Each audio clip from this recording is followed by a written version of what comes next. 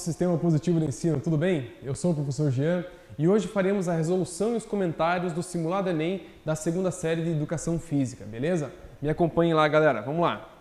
Primeiro, um fato extremamente preocupante são as elevadas taxas de sedentarismo e excesso de peso na população. Então já identificamos que é uma questão sobre sedentarismo, tá? Lembrando que as questões de Enem, o Enem gosta muito de colocar questões extensas da educação física, tá? Eles têm a mania de colocar questões grandes que você tem que pensar, né? Por que o Enem quer de você? Ele quer que você mostre o seu conhecimento desde o seu currículo escolar inteiro, desde que você é pequenininho, você foi fazendo educação física, foi aprendendo sobre atividade física, exercício físico, sedentarismo, né? O professor de educação física de vocês deve ter falado sobre sedentarismo, sobre atividade física, sobre gordura corporal, sobre algumas fórmulas de como você pode analisar o seu corpo como um todo, tipo IMC, frequência cardíaca e assim por diante. Tá? Ele deve ter comentado com vocês isso, então o Enem quer descobrir o que você sabe, o que você adquiriu nesse currículo escolar seu. Então aqui nós identificamos que é uma questão sobre sedentarismo. O excesso de peso na população, principalmente em crianças e adolescentes que se alimentam de forma demasiada e inadequada. Concordam? São expostos à sedução do tabagismo, fazem o uso excessivo da mídia e da internet, entre outras, e atividade eletrônica, claro, estimulando assim a inatividade física e adquirindo possíveis fatores de risco para doenças cardiovasculares. Então, o que o texto disse até agora? O que o enunciado está falando? Que as crianças estão ficando cada vez mais sedentárias pela falta de atividade física, pelo aumento, né, da parte de mídia e internet, né, atividades eletrônicas, jogos, né, toda a parte mídia e eletrônica, certo? Então, a falta de atividade física regular, sedentarismo, lembrando que sedentarismo é a falta ou ausência da atividade física, é considerado um dos principais fatores de risco para a doença arterial coronariana. Então, lembra que o coração, quando ele tem uma artéria, né, se nós temos a artéria, temos a carótida, nós temos a aorta, o que acontece? Quando ela é entupida ou ela está com acúmulo de gordura, pode gerar uma interrupção ali que não vai passar o sangue mais. Pode ser que tenha um infarto do coração, certo? Essa associação se estabelece porque o sedentarismo pode provocar a liberação de hormônios responsáveis pela sensação de bem-estar. Será? Qual que é esse hormônio que a gente libera, chamado endorfina? Nós temos a endorfina que libera, quando você faz uma atividade física, você libera a endorfina. Vocês que fazem academia, vocês fazem tipo de atividade física ou esporte, já percebeu que você às vezes vai, mas vai daquele jeito, né? Poxa, tem que ir para academia. Quando você chega lá, você começa a fazer uma esteirinha para dar aquela aquecida, né? Faz um alongamentinho, daqui a pouco você começa, poxa, mas estou animado agora, vamos embora. Então, aí é a liberação de endorfina, tá?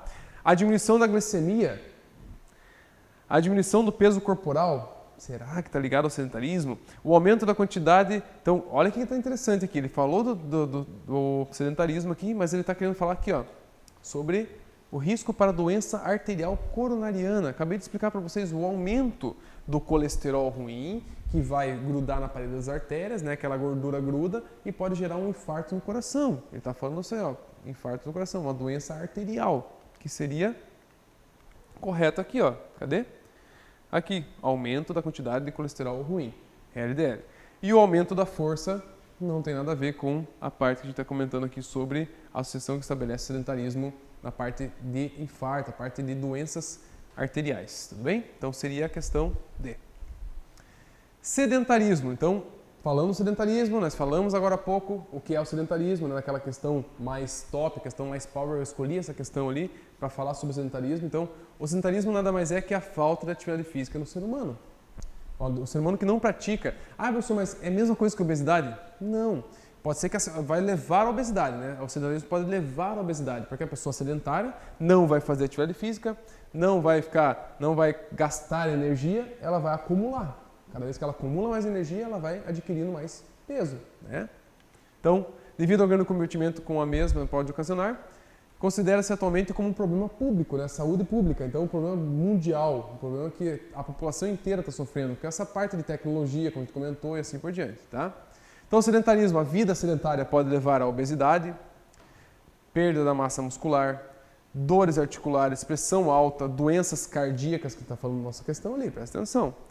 Encurtamento muscular, má postura, cansaço, baixa resistência orgânica, dores musculares após o esforço e alto nível de estresse. Então, qual seria a questão certa? Como ele está falando sobre doenças, né, cardiovasculares, certo? Doenças coronarianas, arteriais, nós estamos falando do aumento da quantidade de colesterol ruim, que é o LDL. Beleza? Tranquilo essa questãozinha? Sossegado, né? Então, beleza. É só ler com atenção. Por favor, leiam sempre com atenção. Então, de acordo com a Organização Mundial da Saúde, a OMS, a prática regular de atividade física previne o excesso de peso, reduzindo o risco da obesidade. Auxilia na prevenção ou redução da hipertensão arterial, né, a pressão nas paredes das artérias, e osteoporose. Promove bem-estar, reduz o estresse, a ansiedade e a depressão. Olha o quanto uma prática regular da atividade física melhora no seu corpo. A atividade física também atua na redução dos riscos de mortes prematuras, diabetes tipo 2, cardiopatias, acidente vascular cerebral, o AVC, e câncer de colo e mama. Beleza? Tá aí? Então, tá mostrando para você o que a atividade física, uma simples atividade física, faz com o nosso corpo. Com base nas informações apresentadas no texto, para que sejam evitadas as doenças adquiridas com o sedentarismo, é necessário aumentar olha lá que interessante. É necessário aumentar a jornada de serviço, tomar medicamentos para doenças. Não está falando aqui que você tem que fazer atividade física? Comer menos? Será? Olha aqui, com informações apresentadas no texto. Aqui está dizendo tudo que eu falei agora há pouco, que se você praticar uma atividade física regular, você simplesmente vai diminuir essa parte de sedentarismo e doenças. Então, comer menos somente não vai adiantar. Praticar atividade física, tudo que está falando no texto aqui, praticar atividades físicas. Sim. E aumentar o tempo de sono. Nossa, aumentar o tempo de sono, se fosse assim, as pessoas que gostam de dormir estariam tranquilas, né? Beleza? Então, questãozinha D lá, sossegadinha, certo? Muito fácil, né? Ao se analisar a vida de qualquer civilização, desde a mais remotas até os dias atuais, verifica-se entre as expressões culturais atividades como jogos, desportos e dança. Então, aqui é uma questão sobre dança. Para manifestar suas emoções e exteriorizá-las, o homem recorreu ao movimento, ao gesto que, de acordo com Fahrenheit, é a dança em sua forma mais elementar. Até aí, tranquilo? Então, nós vamos falar sobre dança. A dança e a sociedade estão sempre imbricadas, então elas estão juntas. Não há como falar da dança sem percorrer a grandeza de sua trajetória ao longo dos anos, nem deixar de falar do homem, da sua corporeidade e necessidades. Então, por que surgiu a dança? A gente vai ver daqui a pouquinho. É importante resgatar as dimensões desse saber, já que a dança é parte integral desse processo, devido à inseparabilidade na relação desta com a história humana. Tá aí tranquilo? Falando sobre dança, falando sobre a trajetória do ser humano. Segundo os autores, pode-se dizer que as danças populares... Primeiro vamos ver o que é dança. A dança é um tipo de manifestação artística que utiliza o corpo como instrumento criativo. Tá aí tudo bem? Isso é muito antigo. Geralmente essa forma de expressão vem acompanhada por música, entretanto também é possível dançar sem o apoio musical. Claro, mas geralmente você dança com música. Na dança, as pessoas realizam movimentos ritmados, seguindo uma cadência própria ou coreografada, ou seja, a pessoa pode dançar livremente, uma forma improvisada, ou pode dançar coreografia, uma parte coreografada, originando harmonias corporais. Tá aí tranquilo? Dança. O que seriam danças populares, então? As danças populares são pertencentes às culturas populares e carregam uma carga histórica e reflexo dos seus integrantes em ambientes das danças. As danças populares são muito comuns no Brasil e no mundo. Como no mundo existem grande diversidade de provas e culturas, as danças populares se diversificaram, né, se diversificam muito e caracterizam fortemente a cultura em que estão inseridas. Então depende de onde você está inserido, depende do local que você mora, da população, da cultura que você tem um tipo de danças populares. Vamos dar um exemplo do Brasil, por exemplo. Se você for lá para o Nordeste, você tem um tipo de dança, um tipo mais característico. Você vai mais para o Sul aqui, Rio Grande do Sul, né, a parte de danças gaúchas. Então, cada dança tem relação ao seu local, ou qual local que você mora e assim por diante, tá? Então, consequentemente, cada dança é uma representação da vida dos seus integrantes, apontando assim os seus anseios, medos, necessidades, ideais, religiosidade e perspectivas. Então, a dança mostra, ela tenta apresentar para você alguma desses apontamentos aqui. Voltando para a questão. Então, será que as danças populares são expressões típicas das comunidades locais e periféricas? Calma.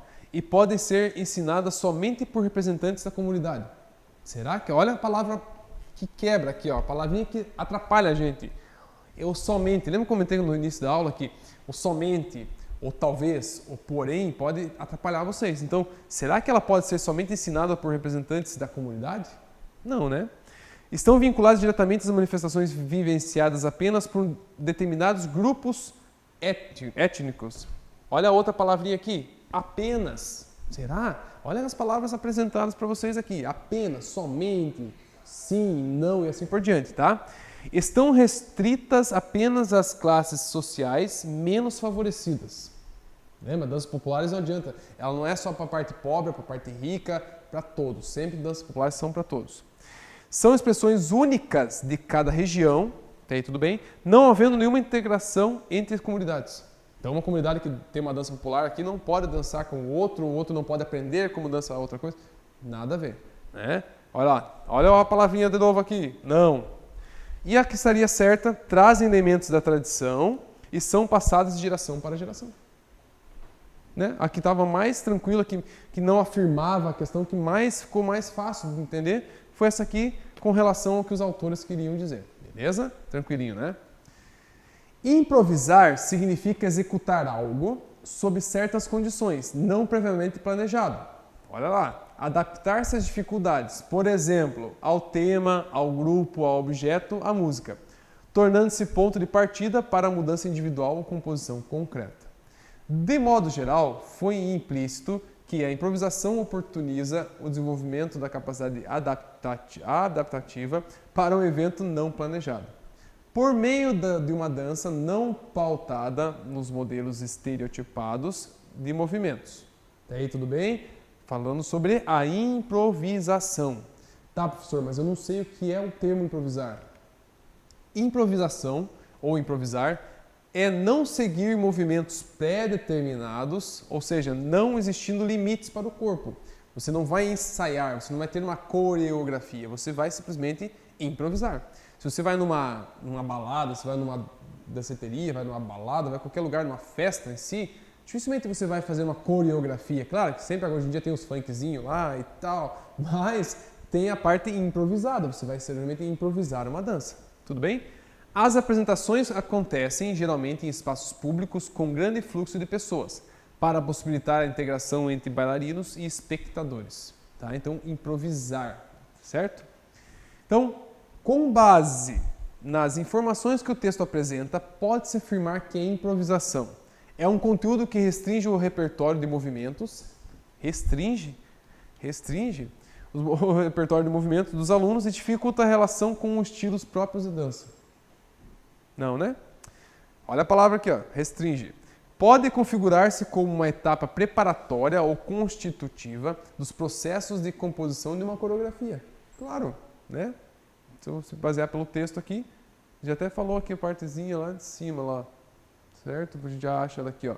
Previamente planejados, dificuldades ao tema, adaptativa, certo? Evento não planejado, certo? Então, você pode simplesmente preparar ou não a sua improvisação, né, nos processos de composição de uma coreografia, certo? Você tem a coreografia, mas você pode improvisar nela ou não improvisar, e assim você que escolhe, tá? Então, de acordo com o texto. Deve ser desenvolvida apenas com os alunos pequenos, e apenas, lá a palavrinha, uma vez que favorece a criação dos estilos próprios da dança. Não, né? Restringe-se somente a criação, olha lá, restringe-se a criação de frases e composições coreográficas de acordo com o tema ou com a música proposta. Será que ele restringe? Olha a palavrinha de novo. Não deve influenciar o bailarino na constituição dos seus gestos que possam ser utilizados na coreografia. Não, então olha lá de novo. Então ele está afirmando de novo, tá negando de novo. Então presta bem atenção, essas palavrinhas são as palavras mágicas, certo? Então a B estaria correta. Sedentarismo. Então o sedentarismo em crianças e adolescentes é considerado um problema de saúde pública devido à associação com a obesidade na infância e maior morbidade na idade adulta. As crianças tornaram-se menos ativas nas últimas décadas, incentivadas pelos avanços tecnológicos. Concordam? Então, cada vez que tem a tecnologia, você anda menos, você caminha menos, assim por diante. Tem-se constatado uma relação positiva entre o tempo gasto assistindo à televisão e o aumento da gordura corporal em escolares. Talvez em escolas, né? Segundo o texto, uma das principais causas do sedentarismo é... Será que a principal causa do sedentarismo, segundo o texto, olha que ele está falando aqui de tecnologia e tudo, né? A excessiva preocupação com a aparência? Será que a excessiva preocupação com a aparência está causando o sedentarismo? Não, né? A grande demanda da energia das atividades profissionais? Não, né? O avanço tecnológico, cadê? Ó, que provoca uma diminuição do esforço físico. Lembra que eu comentei? Até hoje, bicicletas, antigamente tinha que pedalar bastante, hoje em dia tem bicicleta elétrica, skate, patinete, hoje em dia tem skate elétrico, você pega um controlinho aqui e anda com o skate para lá e para cá. Quanto menos esforço físico, mais sedentárias as pessoas estão ficando, né? Então, estaria correto, certo? A falta de conforto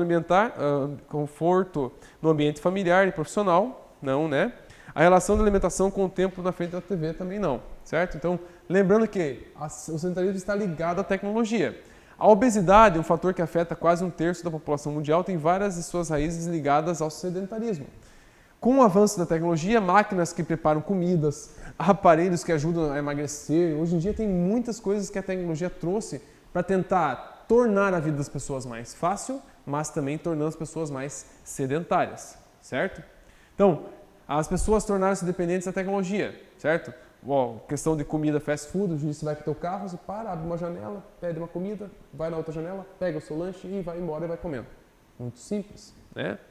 Crianças crescem obesas por só ficarem em casa o dia todo, joguinhos virtuais e assim por diante. E a tendência é piorar cada vez mais, por isso que temos que praticar atividade física, certo?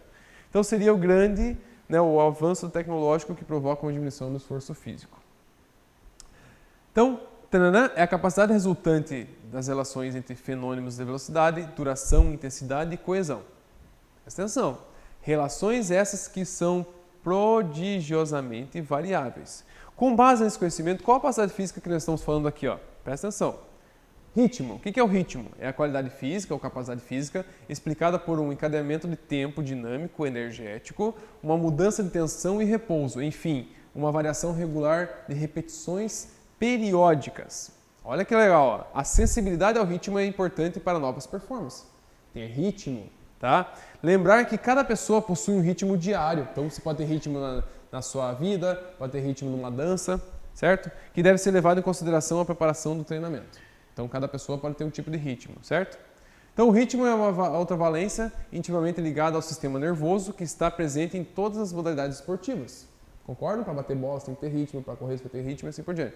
Embora muitas vezes não mereçam atenção particular no treinamento. Às vezes a pessoa não treina isso, né? Eu como técnico de vôlei, às vezes eu esqueço de treinar ritmo com as minhas alunas, mas é bem importante sempre. O ritmo é uma qualidade física com características na ginástica olímpica, ginástica artística, patinação, provas de fundo, né, que é a prova de 3.000 metros. Né? Você tem que ter um ritmo bom. Se você começar a correr muito rápido no início, depois pode faltar pique para você, faltar ritmo. Então você tem que ter um ritmo bom, começar tranquilo e ao final você pode dar um gásinho mais, ou você começar com um gás maior, depois diminuir um pouquinho, depois voltar de novo, depende do ritmo da sua prova, tá? E meio fundo que por essa razão merecem a preparação dessas modalidades uma ênfase maior, certo? Potência. Então potência é a grandeza que determina a quantidade de energia concedida por uma fonte a cada unidade de tempo. Então você coloca potência dos movimentos, por exemplo, qualquer tipo de exercício no vôlei, por exemplo, você tem uma potência de grupos inferiores e potência de grupos superiores também, tem que ter potência, se você não tiver potência você não tem força. Potência de uma força corresponde à rapidez com que o trabalho é realizado, você pode ter força mas não ter potência também não adianta nada, certo? Equilíbrio, estado de repouso de um corpo solicitado por várias forças que se anulam, certo? Então ter equilíbrio é um fator de grande importância para o ser humano, claro. Força é você vencer a resistência, né? Eu não estou fazendo força com esse controle? Estou. mas pouca força, mas estou fazendo, estou vencendo a resistência. Se eu soltar ele, ele pode cair. E a velocidade é você reagir rapidamente ao sinal, ou seja, ser mais rápido, mais veloz, certo?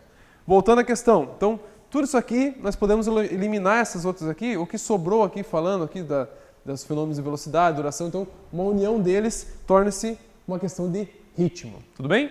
Para finalizar, então o ensino da escola deve ser o meu objetivo explorar os aspectos que irão desenvolver no aluno a capacidade de se expressar, criar, comunicar-se, além de proporcionar ao aluno uma formação como ser humano, capaz de melhor compreender, escolher, questionar e transformar o mundo em que vive.